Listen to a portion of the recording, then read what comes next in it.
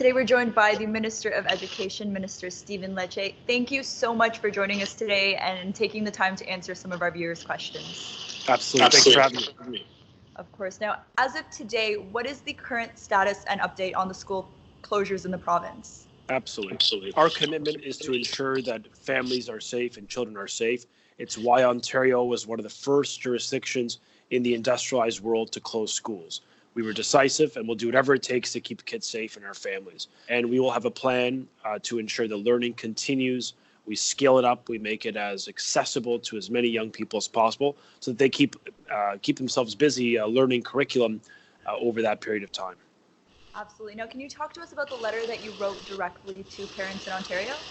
Absolutely. I'm reaching out with an open letter to parents and moms and dads across Ontario because I recognize that it's an unprecedented time. It's a tough time on a lot of us, a lot of kids. There's anxiety and pressure. And I want parents to know that I will be as transparent as possible to communicate directly with you about our intentions. And that letter, I think, speaks about how we're going to keep kids learning by creating an online portal, ontario.ca/learn at home. It's about ensuring that kids with graduation, if you have a child graduating, if they're in grade 12, making you know that we will ensure that your child will be able to graduate, that we've waived various graduation requirements, including the EQAO literacy test. It's about how we're providing mental health supports through Kids Help Phone. You could text 686868 right now if you're a student out there looking for some mental health support, if you feel a bit of pressure and anxiety. And it's also just about encouraging parents to talk to their kids about COVID-19 and how each and every one of us right now, today, could play a role in helping to change the trajectory of this the virus and really help bend the curve and save lives. And how do you think parents should be talking to their kids about the virus? Because obviously there's so much access to information on social media, on the news. So what language or how should they be framing the situation for young kids? I think it's about encouraging personal responsibility. The truth is, no government alone or doctor or a hospital could alone fight this virus. It's going to literally require every single citizen, young and old, to participate and do their part, staying home, respecting social distancing, washing your hands. I mean, these things may sound small, but they literally together will save lives. If we take action today, we could literally help prevent injury, sickness, or death tomorrow. And that is our obligation to each other. So my message to parents is to really encourage that sense of citizenship, personal responsibility, and duty, because none of us want to get a family member, particularly a grandparent, sick as a consequence. So taking it seriously is important, but also reminding students that they have an opportunity to learn, even if they're not going to be in class. That's important as well, making sure that they're focused on studies. So if we could do both those things, we'll make sure our kids emerge from this with a sense of optimism, that they can get back into the schools with the confidence that they'll be learning and graduating and getting good jobs.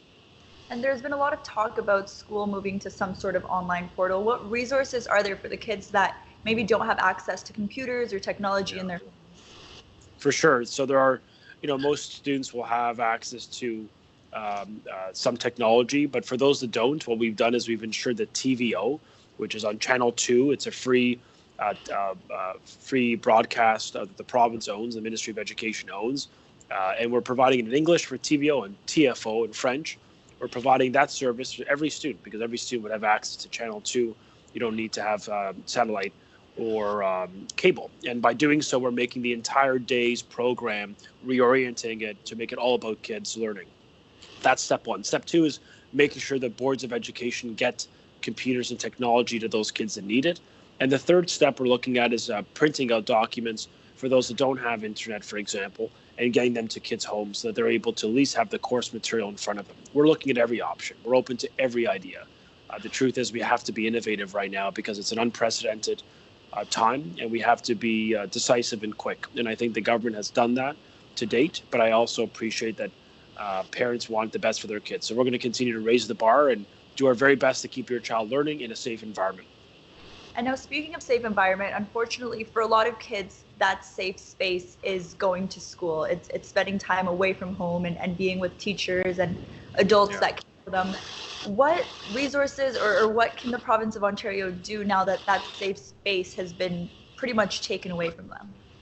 Well, one thing we're doing is we provide over about $1 million to Kids Health Phone, which is an incredible service that provides mental health counseling, guidance, and support for young people who particularly feel a bit isolated, alone, or maybe face their own mental health challenges. So we're doing things like that to provide those resources. We're also ensuring that the curriculum is accessible in all languages. We're making sure that those resources are embedded. And in the open letter I provided to parents, I actually emphasized that there's a lot of kids out there that will need additional support now more than ever. So we're very vigilant of that. We're concerned about it. But I think if we, as parents, government, educators, work together, we can give our kids the best education during a very turbulent and difficult experience, I think, on all of them. Of course. And I guess another situation that a lot of people are concerned about are these essential workers, these workers that have kids, can't work from home. And I did hear about the open daycares for essential workers. Can you talk to us a little bit about that? And how does the government classify what is an essential worker and what is not? Yeah, we're starting with a recognition that some of our frontline workers, particularly in the healthcare sector and our first responders, are really playing a critical role in saving lives. And we have an obligation to make sure if we could reduce the impacts on the home front so that they're not staying home to watch a child when they want to be. In many cases, they want to be back in a hospital or in a biology lab or being on the field as a fire or police person. I mean, the fact is we have an obligation to help them. So if we could reduce the impacts on the home front to allow them to do what they need to do, the critical work they're doing every day to keep us safe, that is a small but important way we can make their lives a bit better. That's why we've unveiled this. It'll be free to our first responders. It'll be done in the highest adherence to health and public health requirements. This recommendation actually came from Ontario's Chief Medical Officer of Health, who suggests there's got to be a solution for those critical workers. So we've done that, but we're going to do it in a safe way. But yes, it's about ensuring frontline workers, particularly in the first responder sector, are able to have some additional support. I think we just have to have their back right now. They're doing incredible, heroic work, and I want to make sure they know that they're supported. And we'll do everything we can to enable them, especially our nurses and doctors, to do what they got to do. And they've got to do some critical work and heavy lifting over the coming days as we see the numbers rise. Of course. And last but not least, is there any message that you would want to share to our viewers regarding this entire crazy situation that we're in right now?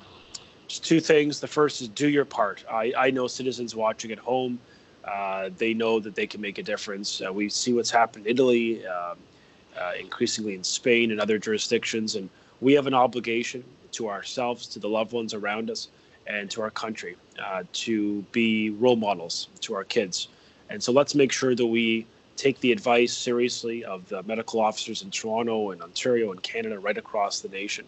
And the second is know that, at the end of the light, that it will overcome the darkness, that we will get through this. We always have throughout our history. We faced adversity and challenge, but our country is a resilient one. We've got a strong spirit. And I know that if we stay together, stay focused, and stay optimistic, that we'll overcome this challenge. Absolutely. Well, thank you so much, Minister Lecce, again, for joining us and for all of these important answers. Thank you so much. Have a good day.